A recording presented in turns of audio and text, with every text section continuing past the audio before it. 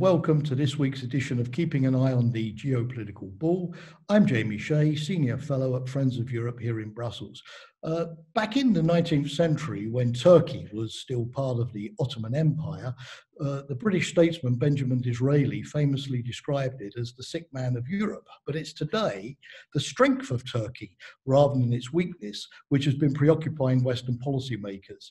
In recent years, Turkey has become more self-confident as it has experienced a growth of population and economic success. It's been seeking out new partners, particularly in Central Asia, vis-a-vis China, and now increasingly with Russia, from which it's decided to purchase advanced S-400 air defense systems, which are not compatible with NATO.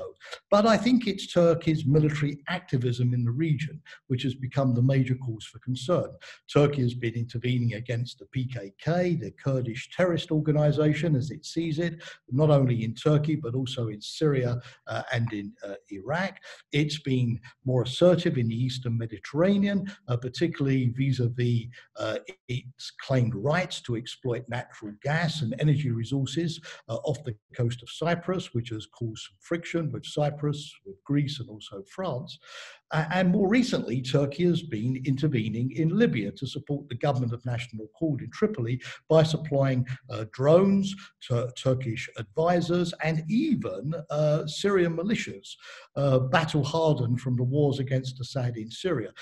This Turkish support has transformed the military situation in favor of the Tripoli-based government and against the forces in the east of General Haftar, supported by France, Russia, Egypt, and the United Arab Emirates. And Turkey, more recently, in exchange for this military support in Libya, has been making noises that it might like to have a permanent military presence with a naval base at Misrata on the Mediterranean coast and an air base at Al-Watiya inside the country. As a result, many in the West are now worried that Turkey is going it alone, outside the traditional NATO framework. When this situation occurs, there are always two policy responses. Number one is to wait it out, wait for the democratic process, which is still alive in Turkey, to bring about a change in government and a new direction. The second approach is to wait for the strategic realities, the cost of these military interventions, the fact that Turkey still needs friends, to make it think again and move back to NATO. But these could be very long processes, and in the meantime, Turkey is too important to be left all to itself. So what could the EU and the NATO countries do to bring Turkey back on board?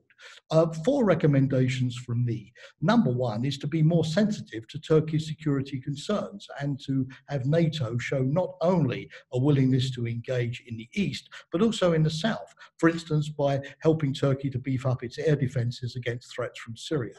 Number two is to not allow a vacuum to occur in the European neighbourhood, which Turkey then believes it has a duty to fill. The EU has got to be much more engaged in seeking a peaceful settlement in Libya and more engaged in seeking a settlement in Syria and the wider Middle East. The Americans have got to get behind this effort as well. Number three, we've got to keep the EU negotiations with Turkey on its future membership alive in a way that Turkey believes that they are for real. This is a long-term prospect. We all know this. Turkey is not going to join the EU tomorrow, but those negotiations allow the EU to bring Turkey closer to its standards and also to make justified criticisms about the need to improve the political and the human rights situation, the freedom of the press inside the country. Finally, those friends of Turkey, and there are many, need to have a quiet backdoor diplomacy with President Erdogan and Turkish senior officials to rebuild trust, rebuild the personal relations and the confidence that have been broken in recent years. And to make it therefore easier thereafter to take more formal policy initiatives. Back in 1949, the Americans had a big debate when China fell to communism, who lost China? We don't want that question to be asked tomorrow, who lost Turkey?